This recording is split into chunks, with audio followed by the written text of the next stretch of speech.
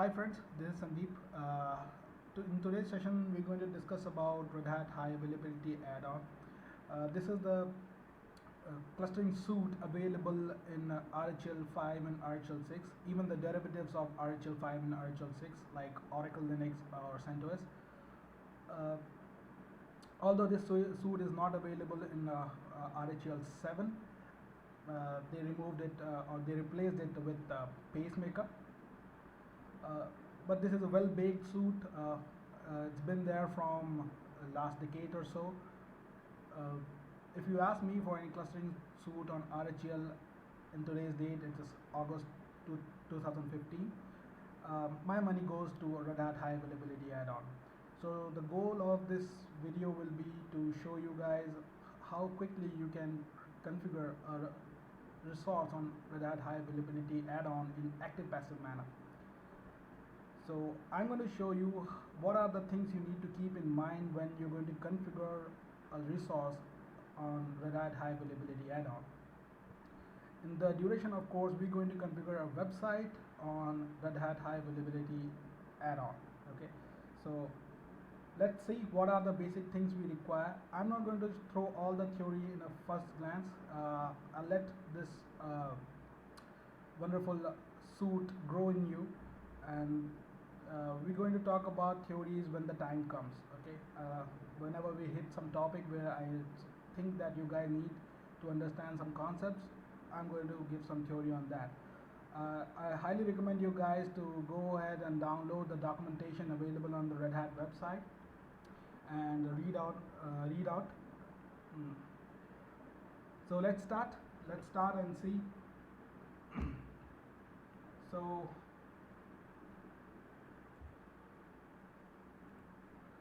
for Red Hat High Availability add-on, there are some basic requirements. Okay, so you need one or more nodes or one or more server as a cluster node. As you can see here in this diagram, I have chopped this diagram out from Red Hat documentation. So you need one or more servers working as cluster node. Okay, you need a Ethernet switch for private network. You need an Ethernet switch for public network. You need a storage and a fiber channel switch or normal network switch, even you can take if you are doing iSCSI. So you need a fiber channel switch to connect to your storage, or a normal network switch to connect to your iSCSI storage. A special device known as network power switch or fence device. We're going to see what this exactly is in later videos. So this is the basic thing you need.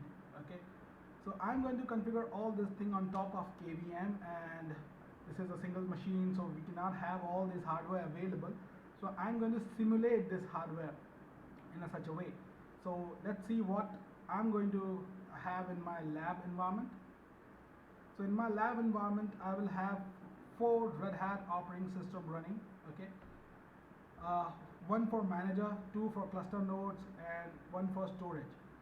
This manager is not required if you're going to do everything from command line, but if you want to do it from graphical, it's a good idea to have a separate node acting as a manager. Okay, although you can install this piece of software on any of these nodes or both of these nodes, but it's a good idea to have a separate node acting as a manager. Okay, the reason being I'm putting in a separate, because if one of the node go out of the network or something happens to that, a single place to go and check the manager. If you put a manager on either of the node or both the nodes, first it is going to eat your disk space and memory and other stuff on CPU, and secondly you have to figure out which node is up and running, and you have to go and log in that manager. That's not a good way to do it. So this is how the whole setup will be. Your manager will have 2 NIC cards, your nodes will have 4 NIC cards, and the storage will have 3 NIC cards. This ETH0 is actually external. You can see over here, this is an external network, ETH0. All the nodes in this environment having ETH0 connected to external network. This green color network is a cluster network. This is a separate network, isolated, okay, only connected with manager and these 2 nodes. And ETH2 and ETH3, you can see here these 2 cards of the nodes connected to storage. So these are also separate networks connected to storage. So why two required to connected to storage? I want to show you the multipath as well over here. So this is the basic setup we're going to do in our lab. So before start doing practical work, I assume that you are well aware of Linux operating system. You're comfortable in Linux operating system, especially configuring network, storage, disk management, yum configuration, and so on and so forth. So basic stuffs are clear in your mind. That's why you came here and hit this video for getting how to configure a Red Hat high availability add-on. So let's see what are the things we need. I'll show you my KVM box. I have already installed the other operating system, one manager, node 2, and storage. Same way I'm going to show you what are the things you have to select when you install in node 1. So let me show you the network details.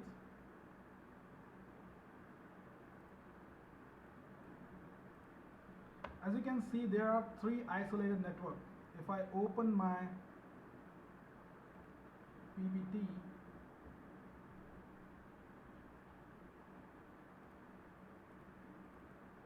you can see here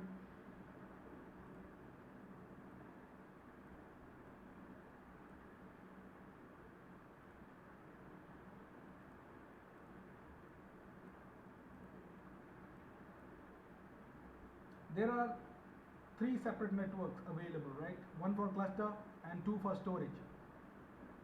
Same way I have configured 3 isolated network in my KVM. I'm using KVM over here. You can use VMware, ESX or ESXi.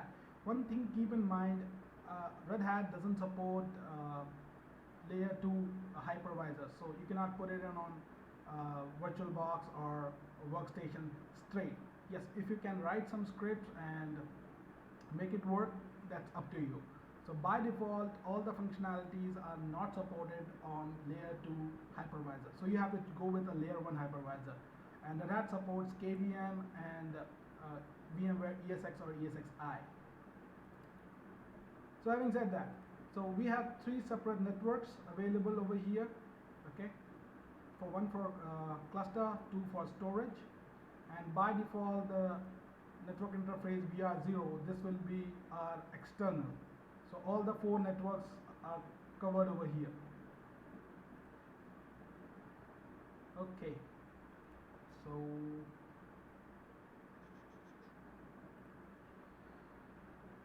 so let's minimize this. One more thing I want to show. I have an Excel sheet over here.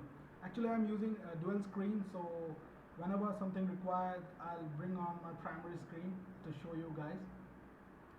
So this is, you can pause the video, take a look. This is the network details I have in my Excel sheet. You can keep in any format.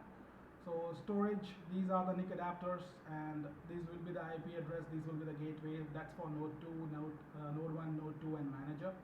And these are the color types for different type of networks. This is a special IP address. It's known as floating IP address or cluster service IP address. We're going to talk about it later.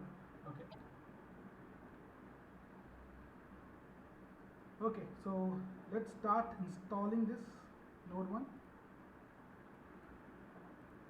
So before going to install this, let me show you what are the things required. Okay, so processor, I have taken 2 cores, memory 768 MB. You may need more memory if you're going to put some very bulky software like maybe a maybe a database or SAP or something like that. So you need to consult Red Hat documentation to figure it out what is best for you, and on basis of that you can choose the hardware. Make sure all the cluster nodes having similar kind of hardware, otherwise this clustering suite gives much pain if you have different kind of hardware available in the same cluster. So make sure that you have similar kind of hardware available. Boot from CD-ROM, choose the ISO.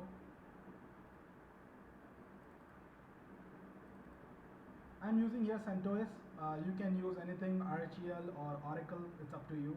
I'm using CentOS as it's free to download and free to use, so it's a good piece of software to use in a lab or for practice. 4 NICs, one for BR0, this will be external, this will be for cluster, this is storage 1 and storage 2. So let's start installation.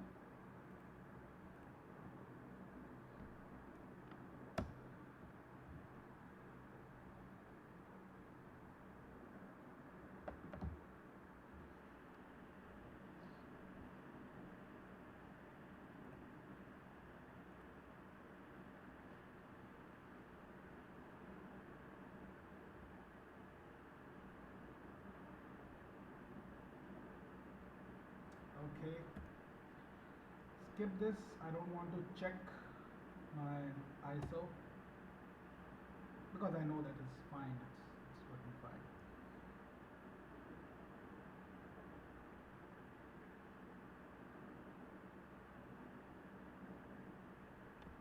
Okay.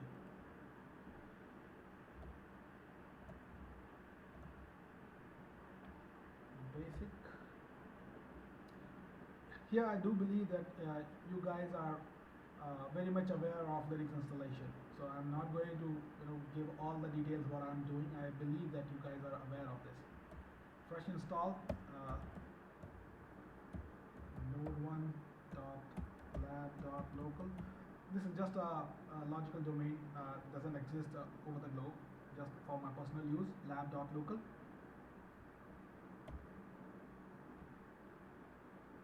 Choose Asia Kolkata.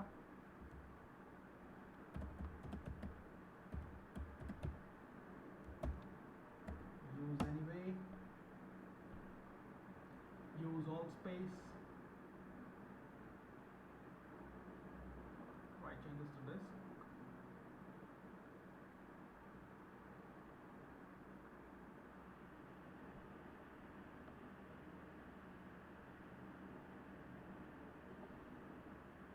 One more thing I want to share over here, that your node name should be in small letter, and your node name over here and the node name inside your operating system, it's a good idea to be same. Okay, you should not keep it in a different way, otherwise you will get confused. So make sure that the node name over here and the node name inside the operating system should be same, and it's a good idea to keep everything in small letter. Okay, and let's say I'm going to choose here minimal. Don't install anything which is not required. This clustering suite actually conflicts with many software, so install only those software which you think it's required or which you know it's required. So check with the application team or database team, and if you are having all the details, just go with it. Okay, so don't install anything which is not necessary. Only install the bare minimal piece of software. So I'm going to use minimal. It's a very good idea to install a minimal operating system and later on install the software what you need. Okay. Next.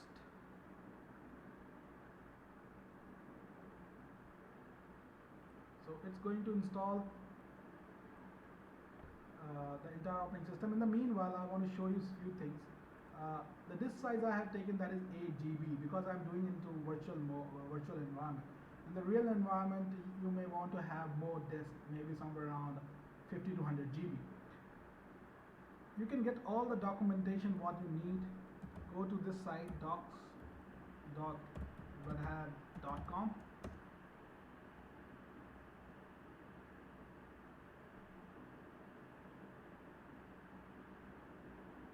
Oopsie, it's a bit slow. Quite slow.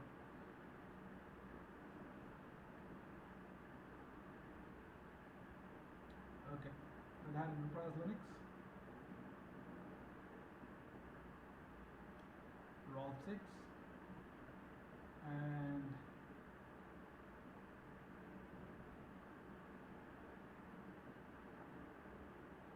clustering. So this whole thing over here, right, it's for clustering.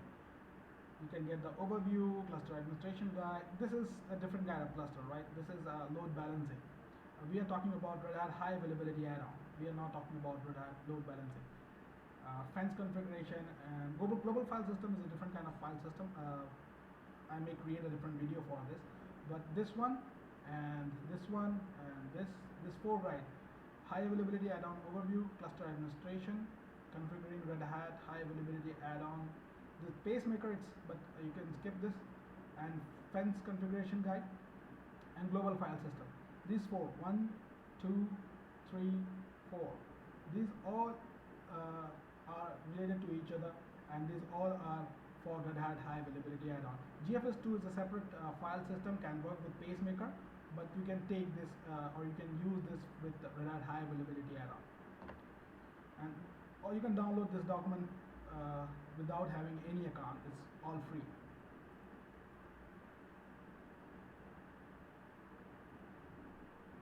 So it's almost installation is done.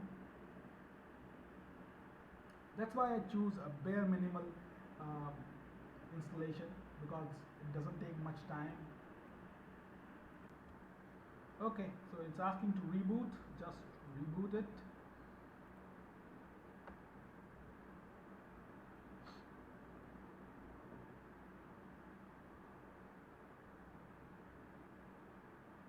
So it's rebooting the box.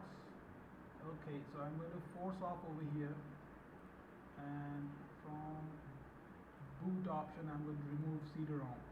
I want hard disk to be the first boot. And okay, this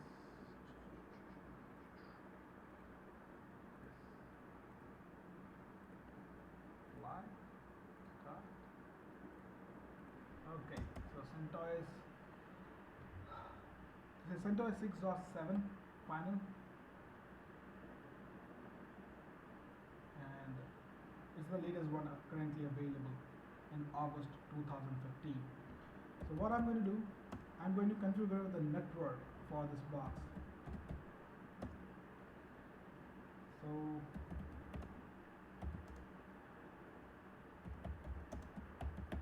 with IP link show, I'll take the MAC address of the first NIC card, that is 00741FBB, and let's see, that is, yes, 741FBB, that's correct. So let's go ahead and configure it.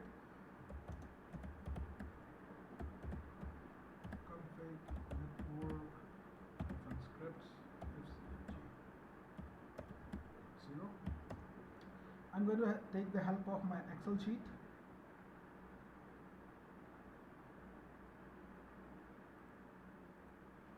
This guy over here, I'm going to place it onto a different screen so I can quickly configure my IP addresses. It's a good idea to have this kind of documents with you, as having these kind of documents reduce you can say reduce the risk of putting duplicate IP addresses or wrong IP addresses. So even in production, make sure that you have all the IP addresses handy with you before you're going to put into any system, because a duplicate IP can make a disaster. So it's a good idea to have all the details with you before you start configuring cluster or any other application.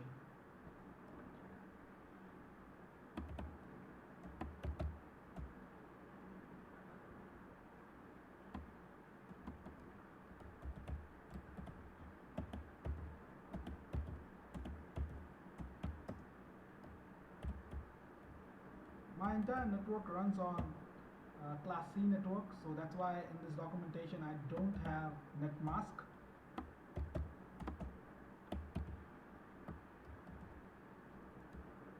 Let's start the network.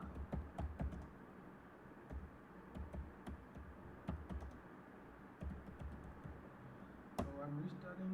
Okay.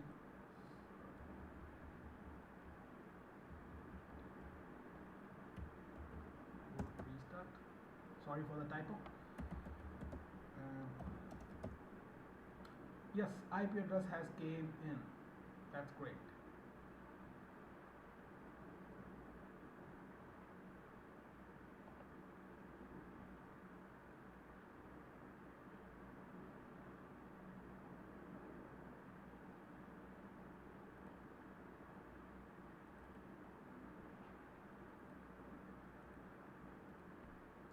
Hold on, it's not showing the IP. It is 0 and control. No. Uh-oh. I put it wrong thing. How I did that?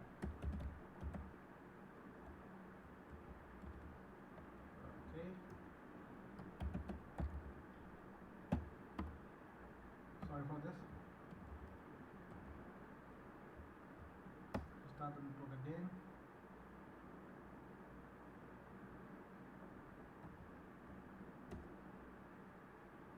Yes, now it's gaming. Correct.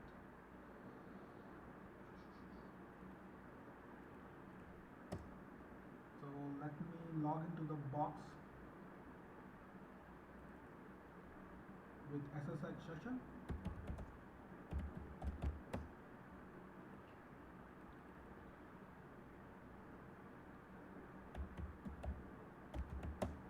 Yes, node 1. So let me make it enough big for you guys. You guys can see it properly. Okay, so before going any further, I'll make sure that all the NIC details what I have are proper. So IP link show. So I'm just making sure like the NIC card and the MAC associated MAC addresses are proper. So ETH0 have 74 IFBB correct, E8 9B correct, 5CF8 correct, and 7DF1 correct. So all are correct. That's great. So let's go inside sysconfig network -scripts and vi fcfg edh1, and that will be on boot. Yes. And control. Nope. Boot throttle static. IPA address equals to 192.168.2.11.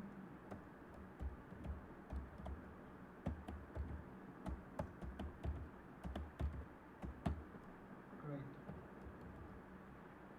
ETH2 on boot, yes.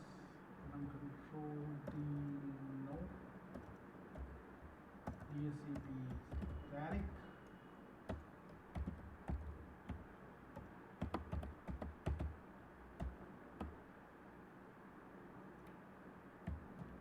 .11.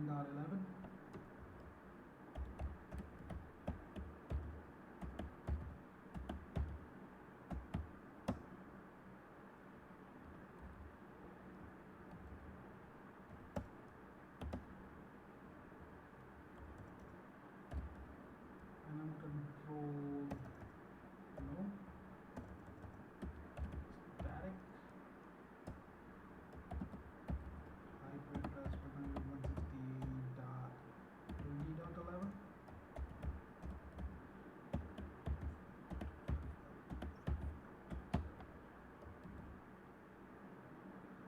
Okay, so before restarting the service, I want to grab ADDR pipe gateway, and from all the files grep fcfg.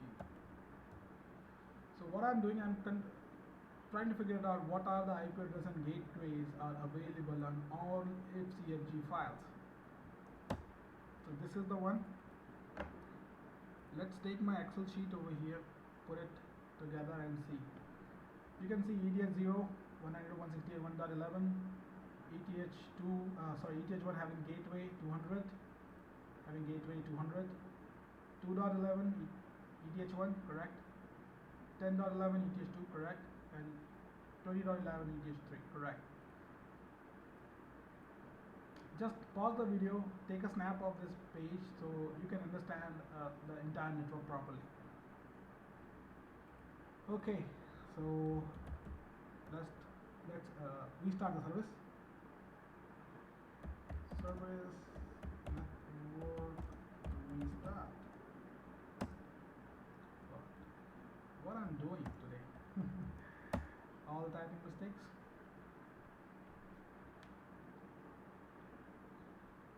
Okay. Whenever you restart a network session from SSH, make sure that you have console access available. Sometimes even you have, all the, you can say, like, you have taken all the measures, but still you can make some typos like what I'm doing today. So you should have a console with you. So if you do some mistake, at least you can go to the console and make the changes, like the console I have here. So you can take an ILO console, and if you do some mistake, you can actually correct it back. Mistakes tend to happen, even after so many years of experience. People are doing mistakes. We are human, and that's that's the thing. We can do some mistakes. That's not a problem actually, until unless you know how to revert the things back. So make sure that you have console before you are restarting the network from SSH session. So as we are here,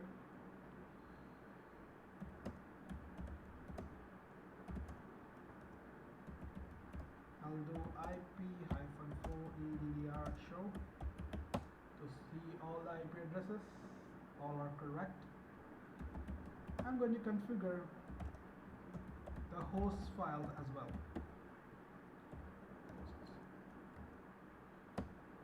Okay.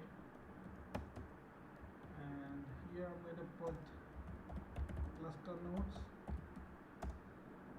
It's a good idea to have host entry for your cluster nodes, and because if you are completely relying on DNS server, and if your DNS services goes down or maybe not available due to some reason, that can affect your cluster service. Not can, that will affect your cluster service, because everything goes on name. So make sure that you have proper host entries for your cluster nodes,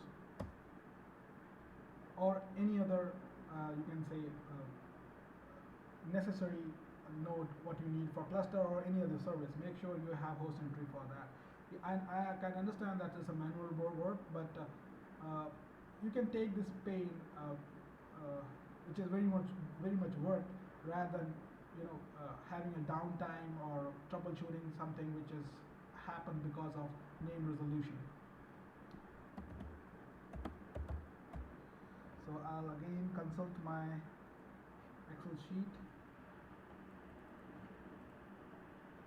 So 192.168.2.11, that is my node1.lab.local and node1.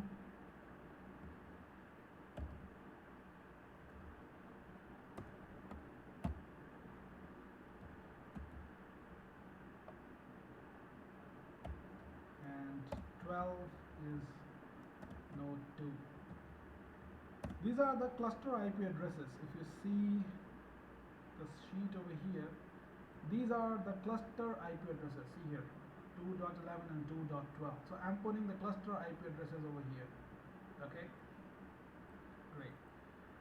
And one more IP address I'm going to put, that is my yum repository. Although I haven't configured the yum repository till yet, but I'm going to put it. Okay, that will be the external IP address of storage, that is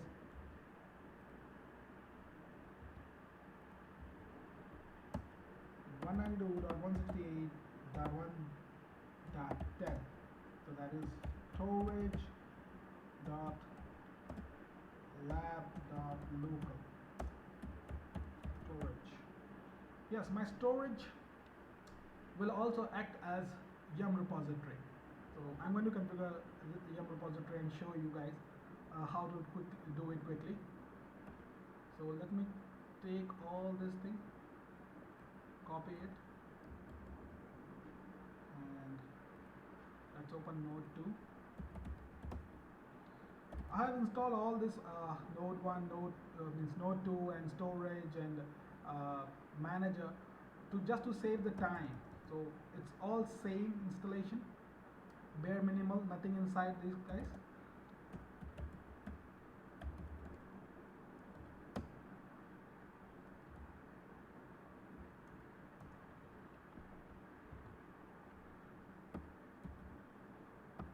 I don't want to waste your time while showing you installation of different node in the same way, in the same manner.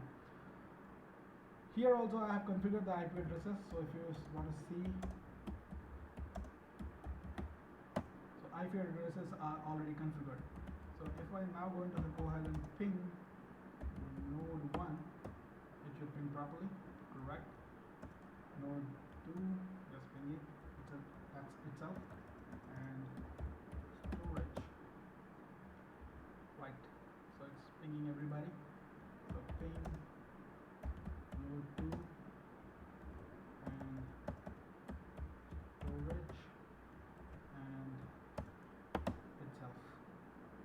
Yes, let me take a session of manager node.